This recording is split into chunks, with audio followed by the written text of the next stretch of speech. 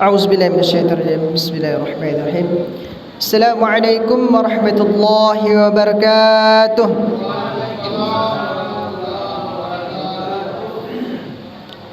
Innal hamdalillah nahmaduhu wa nasta'inuhu wa nastaghfiruhu wa na'udzu billahi min shururi anfusina wa min sayyiati a'malina. Man yahdihillahu fala mudilla lahu ومن يضلله فلا هادي له. أشهد أن لا إله إلا الله وحده لا شريك له وأشهد أن محمدا عبده ورسوله. اللهم صل وسلم وبارك على سيدنا محمد وعلى آله وأصحابه أجمعين. قال الله تعالى في القرآن الكريم: أعوذ بالله من الشيطان الرجيم. Bismillahirrahmanirrahim. Wala tajassasu wala yaghtab ba'dukum ba'dha ayuhibbu ahadukum an ya'kula lahma akhihi mitan fakarihtumuh. Sadaqallahul azim. Ma'asyiral muslimin wal muslimat, sidang jamaah salat Isya dan dilanjutkan salat sunnah tarawih dan witir secara berjamaah. Yang kami hormati Imam Tarawih yang alhamdulillah telah hadir pada malam hari ini. Yang kami hormati pengurus Musalla Hasbunallah beserta jajarannya. Yang kami hormati bapak-bapak, ibu-ibu, kaum muslimin wal muslimat yang insyaallah dirahmati oleh Allah Subhanahu wa taala. Bersyukur kita kepada Allah Subhanahu wa taala yang mana pada malam Ramadan yang ke-25 ini Allah telah memberikan kita nikmat, yaitu nikmat Islam. Nikmat yang tidak semua orang yang dapat merasakannya. Bersyukur kita termasuk orang-orang yang dikehendaki Allah untuk memperoleh hidayahnya. Salawat serta salam semoga tercurah kepada baginda Nabi Muhammad sallallahu alaihi wasallam dengan mengucapkan Allahumma salli ala sayyidina Muhammad wa ala ali sayyidina Muhammad. Assalamu alayka ya Rasulullah. Assalamu alayka ya Habiballah. Assalamu alayka ya Nabi Allah. Semoga banyak-banyaknya kita berselawat kepada beliau, insyaallah akan mendapatkan syafaatnya di hari kiamat nanti. Amin amin ya rabbal alamin. Kaum muslimin wal muslimat yang dirahmati oleh Allah Subhanahu wa taala, sebelum saya berceramah, alangkah baiknya saya ingin memperkenalkan diri. Mana tahu bapak-bapak atau ibu-ibu belum kenal sama saya. Nama saya Yusril Izzah Mahendra. Saya kuliah di UIN Suska Riau dan saya dan jurusan manajemen dakwah, sekarang semester 4. Alhamdulillah. Asal dari Air Tiris, Desa Limau Manis. Masyaallah muslimin rahimakumullah. Saya ini adalah bukan seorang ustaz. Saya bukan seorang pendakwah. Saya bukan seorang dai. Tapi saya seorang mahasiswa yang ingin memperdalam ilmu agama, yang ingin belajar dakwah tersebut. Kaum muslimin rahimakumullah, pada malam hari ini saya tidak akan berceramah tentang saya tidak ceramah lama-lama, hanya inti saja. Tausiah atau santapan rohani Ramadan pada malam hari ini yaitu tentang sifat terpuji Allah yang harus kita lakukan dalam hidup bermasyarakat tersebut. Kaum muslimin rahimakumullah, apa saja yang harus kita lakukan, akhlak atau sifat terpuji yang harus kita lakukan dalam hidup bermasyarakat. Yang pertama adalah jujur dan tidak suka berbohong. Kalau dalam bahasa kami ko Pak, kalau ndak jujur bahasa ocunya panduto, ndak jujur wang Allah. Masrul muslimin rahimakumullah. Jujur adalah nilai yang sangat berharga dalam diri manusia. Seseorang yang jujur akan mendapatkan simpati dan kepercayaan dari semua orang.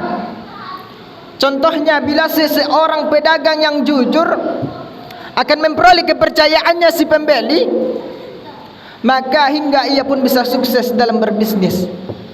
Seperti Rasulullah SAW, Muslim yang jujur akan memperoleh kepercayaan yang sangat tinggi dari masyarakatnya. Dan sebaliknya, dusta itu akan dibenci masyarakat. Ia akan mengalami kesulitan dalam bergaul. Orang-orang akan mencurigainya dan mendustakan pula pembicaraannya. Karena dusta ini amat dibenci di dalam Islam, sehingga Nabi Muhammad SAW menjadikan sebagai salah satu sifat orang munafik. Ciri-ciri orang munafik ini ada 3. Yang pertama adalah apabila ia berjanji, dia ingkar. Apabila ia berbicara, ia suka dusta. Dan apabila ia dapat dipercaya, dia khianat. Kaum muslimin rahimakumullah. Sabda Nabi SAW pula, sesungguhnya kejujuran ini membawa kepada kebaikan, sedangkan kebaikan ini menuntun ke syurga.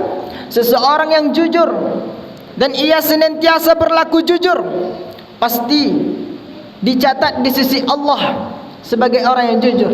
Dan sesungguhnya dusta itu membawa kepada kejahatan. Kejahatan membawa kepada neraka. Seseorang yang dusta dan ia senantiasa berdusta, pasti dicatat di sisi Allah sebagai orang yang pendusta. Hadis riwayat muttafaq alaih. Kaum muslimin rahimakumullah. Yang kedua adalah tidak suka mengkorek aib orang lain, atau tak suka mencitong uang. Ini adalah salah satu penyakit yang ada dalam hidup bermasyarakat, yang ditimbulkan sifat iri, dengki di dalam hatinya. Susah melihat orang yang senang, senang melihat orang yang susah. Sebagaimana firman Allah Subhanahu wa taala dalam Al-Qur'an surah Al-Hujurat ayat 12 yang berbunyi, a'udzu billahi minasyaitonir rajim. Bismillahirrahmanirrahim. Wa la tajassasu wa la yaghtab ba'dukum ba'dha ayuhibbu ahadukum an yakula lahma akhihi mitan fakarihtumuh. Artinya, dan hendaklah kamu mencari-cari kesalahan, dan janganlah ada di antara kamu mencari-cari kesalahan orang lain, dan janganlah ada di antara kamu menggunjing sebagian yang lain. Apakah ada di antara kamu yang suka memakan daging saudaranya yang sudah mati?